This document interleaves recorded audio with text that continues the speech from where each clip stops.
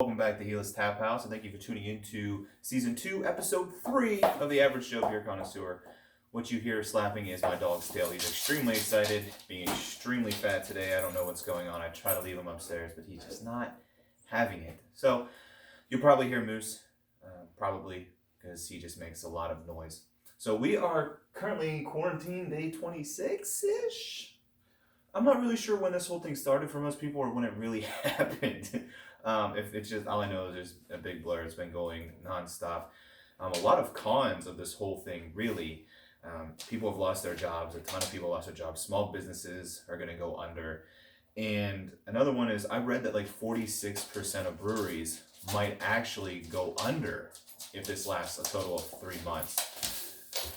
That big flop you heard was my dog just laying down. He's hefty. But 46% of breweries might go under. So if you have the opportunity, if you are lucky enough to still be working, if you still have your job, if you're considered an essential employee, try to go help these breweries, because I don't want 46% of it to disappear. So if you have one in your local town that might not be your favorite, go pick up a 4-pack if they have it. If you do have a favorite, make sure you go and get it, because any of these small ones that don't have big distro could go under. Now that was a little bit grim. Positive note, there are pros to the quarantine. So pro number 1, anti-vax community is deathly quiet. Emphasis on deathly quiet. That's a poor joke. Okay, moving on. Number 2, as I heard that 90% of all cases are with people that have underlying conditions. So people with like the flat earth disorder, they might be weeded out. So that's not really necessarily a bad thing. Mental illness is not funny. I'm sitting down here by myself, drinking beer, talking to myself, and I'm the one making fun of people that believe in the earth is flat. Oh, man. Okay, another positive is human trafficking is way down. It's probably at I'm not going to say all-time low, because there was a time when there wasn't very much, but human trafficking is down. People aren't disappearing like they were, so that's a big positive. Another pro, my wife is working from home. She's home all the time, and she's getting bored. So she doesn't know what to do. So she expects me to just feel that void, Talking about sexy time, if you didn't get that. It's actually quite exhausting when they're home all the time, because they're like crazy horny. So I'm actually going to put that in the con column. We're going to go back to there and put it in con. That's just a lot of work. So anyway, I wanted to shoot this video today because even though we're quarantined, Easter is around the corner. And last year I did leftover Easter candy beer pairing. This time I'm going to do what dessert beers you could have with your dessert. So seems pretty simple enough. If you're a Christian, this is a big holiday for you. This is probably like the number 1 or number 2 holiday of the year for you. But if you're like a Jehovah's Witness, a Mormon, honestly, if you're a Jew, this is probably a terrible time of year for you, because a lot of people are watching The Passion of Christ and just hating your guts. I would not want to be a Jew this time of year. Yeah, would not want to be a Jew.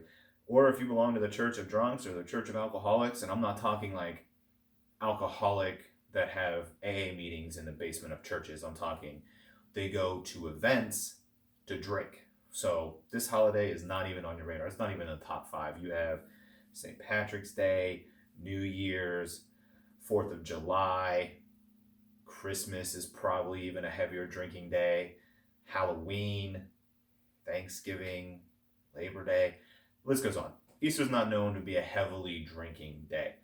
So we can find a way to get our beers in while we see fit. So first up, I have Carmen's Carrot Cake from Sonder Brewing. This is in Mason, Ohio.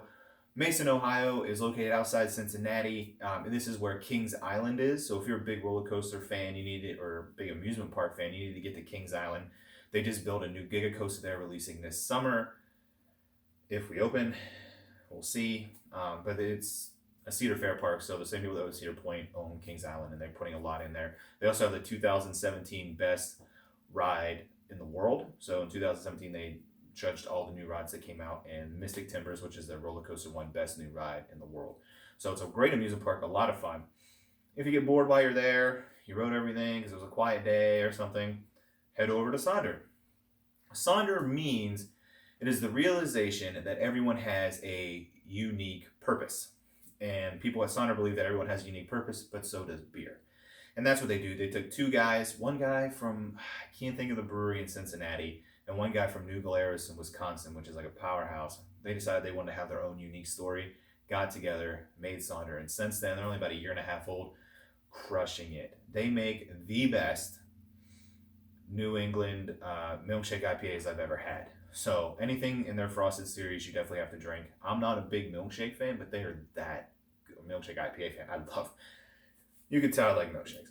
I don't like milkshake IPAs. So this is a 4%. They're calling it a dessert ale. I really hope the camera can do justice to this color. This is a fantastic color. It's bright orange. They're calling it a dessert ale. Who am I to argue with that? I don't really know what that is, but this is what this is. This is a 4.22 rating on Untappd, so it's pretty high up there. It's brewed with carrots, graham cracker, vanilla, and cinnamon. So they made it based off a recipe off someone's grandma. Fun fact. So let's just go ahead and taste it here.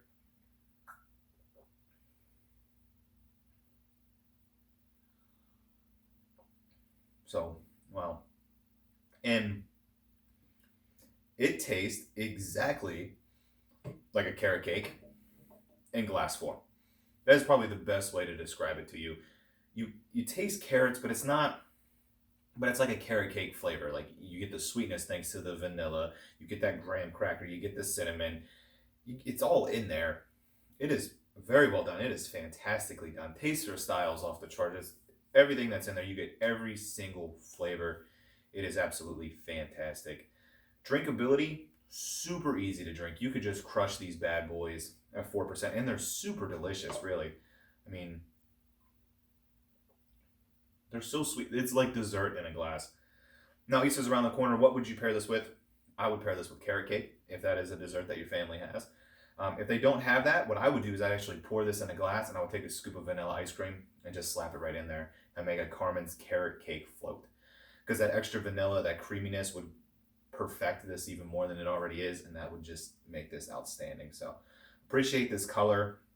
The smell is really good. It's in the smell you mainly get vanilla and a sweetness of carrot, but you don't get like as much cinnamon or anything. So really killing it. That's just a fantastic beer. If you ever get your chance to get your hands on one, I would definitely recommend it. Next up, we have the Ghost of Neapolitan from Saugatuck. I think that's how you say it. They're out of Douglas, Michigan. Not really much on this brewery. When you know this brewery, it's because of two things. The regular Neapolitan, which is a stout that is brewed with strawberries, vanilla, and chocolate, or you know them because of their blueberry maple stout. So those are like their two beers that they distribute all across the place. And they came out with this because their Neapolitan is a huge hit. A lot of people like that. So they came out with the Ghost of Neapolitan. And this is a white stout coming in at 6%. So we've talked about white stouts before. You know, they look like a regular beer, but when you drink them, they have that like roastiness of a stout, and they're very interesting. And if you've watched this, you know that I'm a big fan.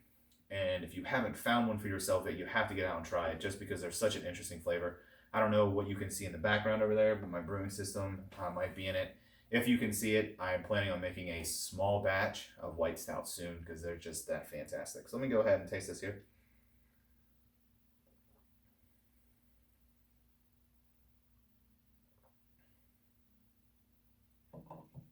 So as I was drinking that, I was so pumped on this beer, I forgot to tell you what I give it, full pour. If you didn't figure that out on your own, that's a full pour.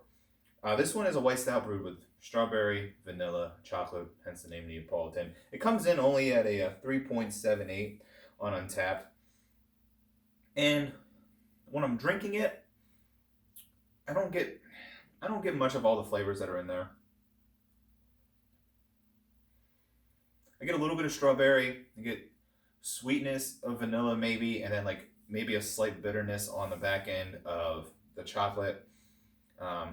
And it doesn't even have much of a white stout taste to it. There's not much roast.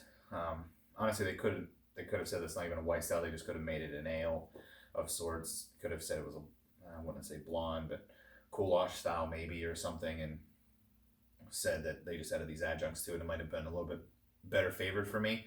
So taste for style, I'm missing a lot of things in there that it says it has.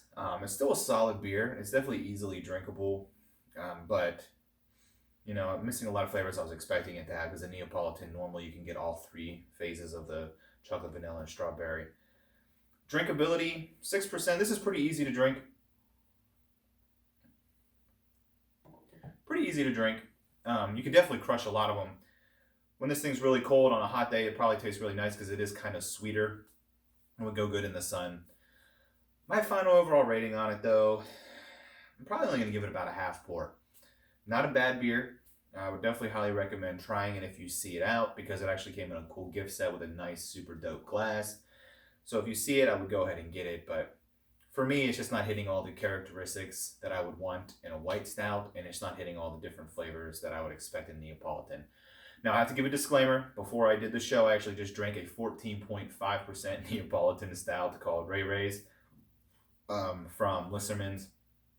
And that might be affecting it because that was really full of flavor. So this one, not the biggest fan, still really good, but only about a half pour. But you could pair this with, what do I want to pair this with here? Let me read it. Make sure I got it right. I don't want to tell you a lie. Strawberry upside down cake. The extra strawberries would probably really enhance the flavor and the sweetness of the beer that it's coming with. Strawberry pies, obviously. And then I could honestly say you could probably pair this with any fruit pie. The extra sweetness and all those pies might complement the beer and help bring out some of those flavors and bring out that sweetness and really just exemplify everything. So that's what I would recommend trying with it. Now, I am not a foodie at all. Actually, tasting beer and rating them with food, like when you go to restaurants and things, that is a lot of science and there's a lot of information that goes into it and a lot of trying different things. I'm not doing that. I'm just drinking it and thinking, boom, what would taste good? So, next up we have a Nitro Chocolate Milk Stout. It's 10% from Southern Tier. Southern Tier was actually founded in 2002 in Lakewood, New York. I'm not sure if I had any on the show before or not, so we'll just give you that background anyway. 2002 in New York, but since then they have grown to have tap houses in Cleveland, Pittsburgh, and Charlotte. So they have expanded. They're killing it. I'm sure you've seen them on the shelves a lot of places. They do a lot of good stouts, heavy barrel stouts. Pumpkin is a big one. Warlock's another one that a lot of people know of. They're Unearthly. They're triple IPAs. Their two-time IPA was really good too. So they make just a lot of really good beer. So if you're in any of those cities and you're near a tap house, just pop in and see what they got. So this 10% Nitro Stout. Let's just...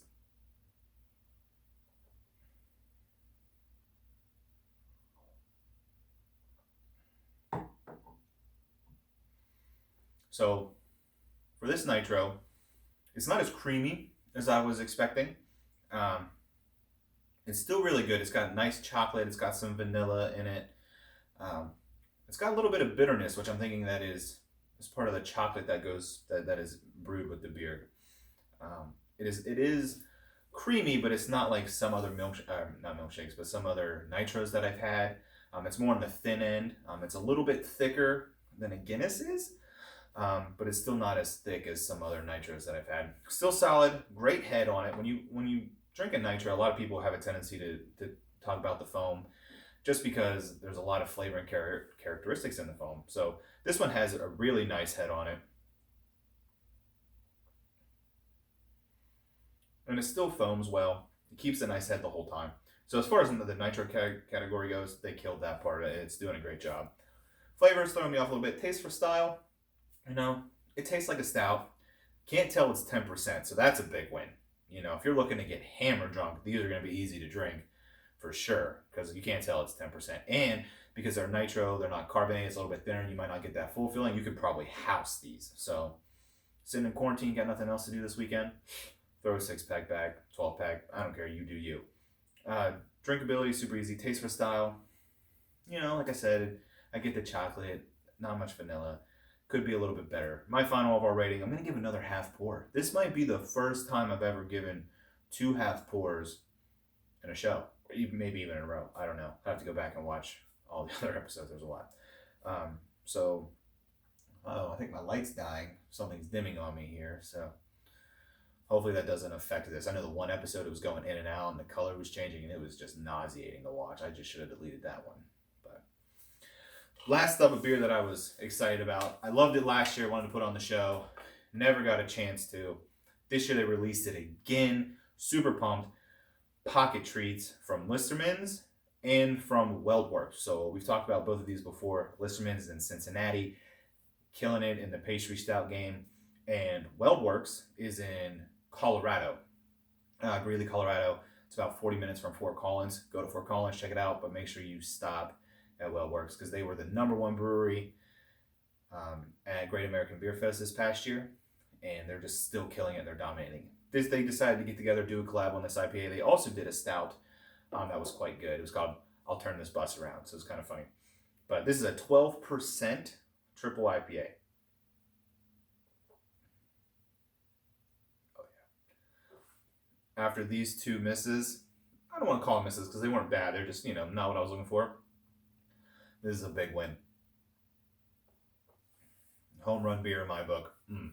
So this is brewed with Galaxy, which will give you like a passion fruit citra taste. El Dorado, which will give you like a heavy citra taste. Citra tropical kind of taste, made with citra hops, give you that citrus. But it's also made with Sultana, which was an experimental hop, and the number on it was like 0062 or something. Like it was an actual experimental hop, and it was so popular that they decided to give it a name and start making it all the time. So experimental hops, basically what they do is they just breed different hops, and then they try what flavors they get, how does it work in beer, what can they do with it, and then if it's a success, they make it into a hop all the time. So this is actually called a Sultana hop, and I have never had one except for maybe last year. I can't think of another beer that has this in it, so I had to look it up. I had to see what it was all about. So when they made it, they were going for big, ripe pineapple kind of smell and taste with a little bit of citrus and then very subtle pine hints. So if you made a beer with only Sultana hops, those are all the things that you would get. And basically they describe it as when you're opening a fresh can of like cubed pineapples, that would be the smell you would get from these hops.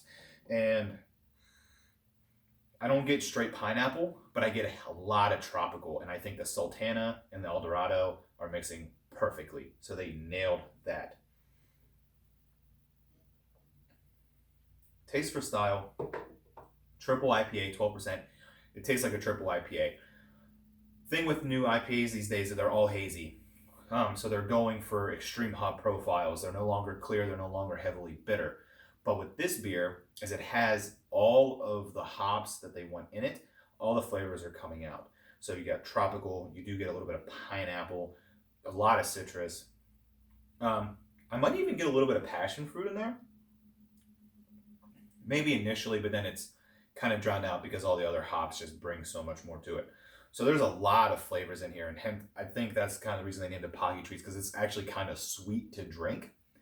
And this is it's just fantastic. Drinkability for 12%, super easy. It does have some bitterness to it, and that is because it has to even out that sweetness or it would be unbearable to drink for most IPA drinkers. So it is a little bit bitter. It is 12%, but it's incredibly easy to drink. I'm gonna house this and probably house 2 more before the night's over. Super good. My final overall rating on this beer, full pour and then another full pour. Just slime 2 of those bad boys up, and I'm just going to drink them because they are that good.